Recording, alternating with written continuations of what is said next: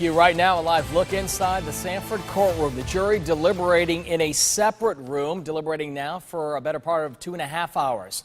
News Channel 5's Michael Williams is live in Sanford as the world awaits what 6 women will decide about Zimmerman's fate. Michael? Jay, thank you. Suddenly a crowd begins to gather next to me outside the Seminole County Justice Complex, people taking pictures, also a crowd gathering closer to the courthouse. A little bit earlier, that knot of protesters, a sense of the emotions surrounding this case. Listen in. Yeah, I said, do you think it was right that he killed him? He had to follow him to kill him.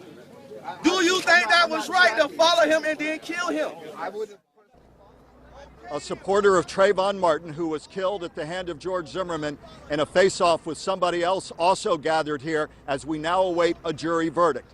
A short while ago, about an hour and a half ago, the police chief of Sanford, Florida, talked to the assembled media and really to the public at large, urging a sense of calm, whatever the verdict may be.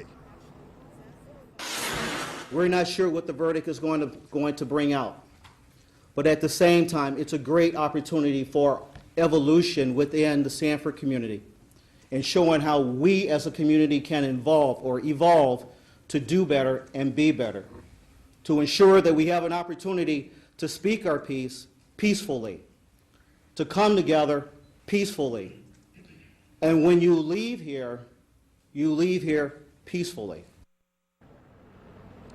Cecil Smith, the Sanford, Florida police chief. We now want to go to my colleague, Alex Sanz, who's been covering closing arguments by the defense today, the jury instructions. They went in at about 2:30 to begin deliberations, and also late word that they had a question for the judge. Alex, what's the latest on all of that? Yeah, just moments ago, Michael, a question about the evidence, specifically asking for a list of the evidence, an inventory, if you will, listed by number and by description to get a better sense of what they have to work with over these next several hours. You mentioned the protest where you are. Behind me here is one of the larger crowds we have seen here these past several weeks. Several dozen people, numbering closer to 30 to 35 right now, calling for justice. And not just that, they want a conviction, a guilty verdict of murder. Forget manslaughter, they say the jury should find him guilty of second-degree murder here in Sanford.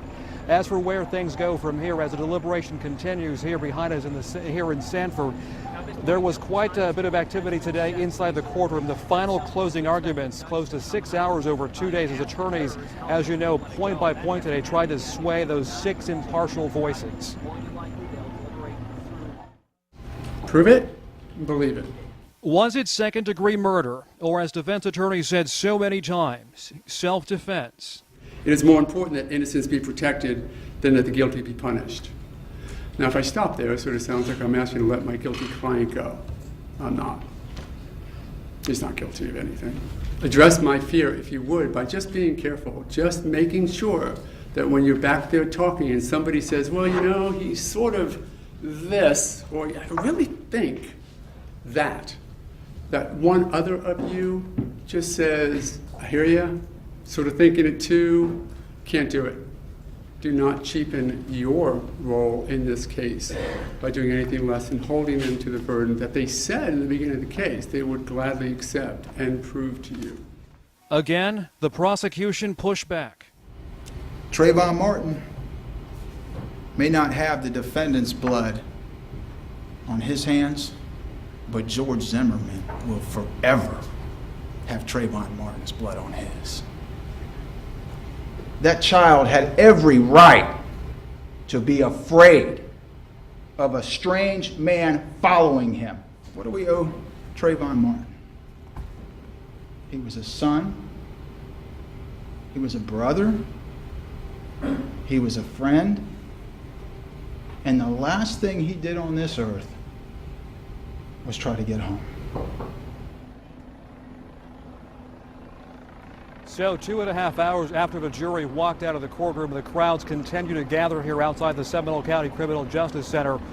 A short time ago chanting, justice now, justice now. This group wants justice, it says. It wants a guilty verdict, a conviction of second-degree murder in this case. The jury, as you know, Michael, deliberating now for some time. It has a question that it wants answered. Anybody's guess really where things go from here. They could deliberate into the evening, but they are prepared, according to what the court is telling us, to do this tomorrow, possibly into Sunday. A lot of people here waiting to see just how long they take to decide on the guilt or innocence of George Zimmerman. Alex, thank you very much. What will be before jurors after this all-woman jury picks a four-person, organizes evidence as they get into the mix of deliberations and really get into the substance of what they've heard the last few weeks? Well, here are the options. Second-degree murder, guilt or innocence. That would require the jury, for a guilty verdict, to find there was malice involved here. If not that, perhaps a lesser charge of manslaughter. No malice needs to be proven there, just that it was an intentional shooting. Or, of course, not guilty altogether.